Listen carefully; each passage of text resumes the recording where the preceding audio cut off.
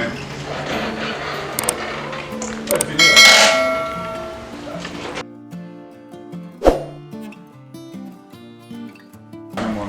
Am la mi pose men. Sa pase?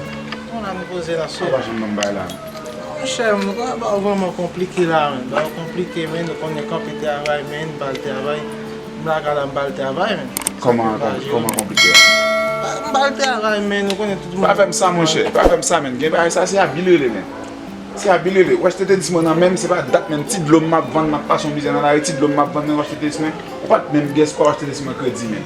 On a ki sop vin di men men. Dep ki le, mba jen mwen men. Se pa nan pad la men, si pat ki nan wot ap sove men. Mba tap sove mon cher. A se jen wè men, gen bay wap fè men. Wèch te dis mwen men, ou pa jen mble peye men. On yon bak on a propos chel do fure, fèk ban foto la ge sou Facebook. Ou pa an peye te dis mwen men. A bon kobla men. Respekte karakter men. Ou se ki tan di mwen men. Bon mdou mba, se koba fè bien ap tan mwen ka bon kobla. Nou mwen ka fè mba. E pa pasat men. A kon blop men. No.